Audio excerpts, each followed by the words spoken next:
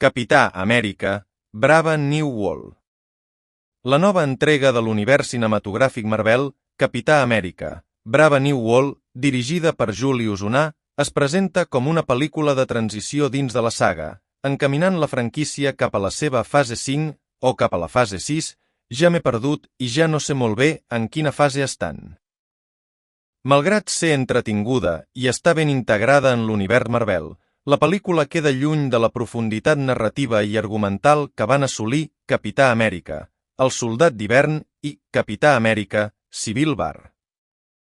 Des del punt de vista narratiu, la història flueix amb correcció, però pateix de certs problemes estructurals. Els ressorts són evidents en alguns moments, i la trama sembla més una excusa per connectar diferents punts de l'UCM, que no pas una història independent amb prou solidesa. El guió, tot i tenir moments inspirats, desaprofita alguns personatges amb gran potencial. Un exemple clar és el personatge de Giancarlo Esposito, qui protagonitza una de les millors escenes d'acció del film, però que posteriorment és gairebé eliminat de la trama sense gaire justificació.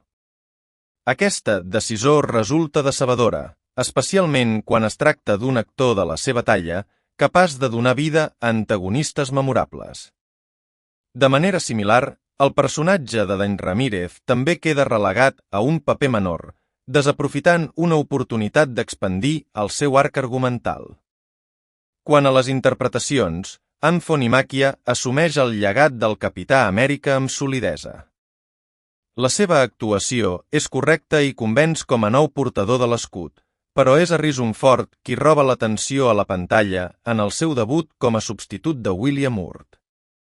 El seu paper, tot i no ser protagonista, resulta clau en diverses escenes i aporta un cert pes interpretatiu a la pel·lícula.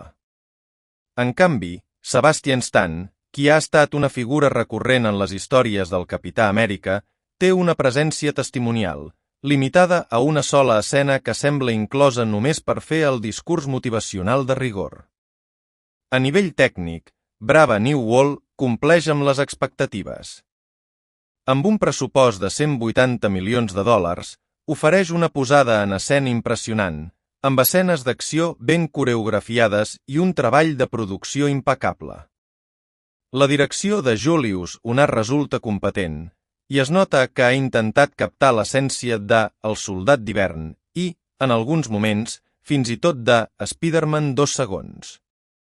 Tot i ser un projecte d'encàrrec, Onah no ha treballat en pilot automàtic i hi ha detalls tècnics, especialment en la il·luminació, que porten una certa creativitat a la posada en escena. No obstant això, Capità Amèrica, Brave New World pateix de la seva condició de pel·lícula de transició dins de l'UCM. Tot i oferir un espectacle visual digne, no aconsegueix destacar per sobre de les millors entregues de la franquícia i queda una mica descafeïnada en termes d'impacte narratiu.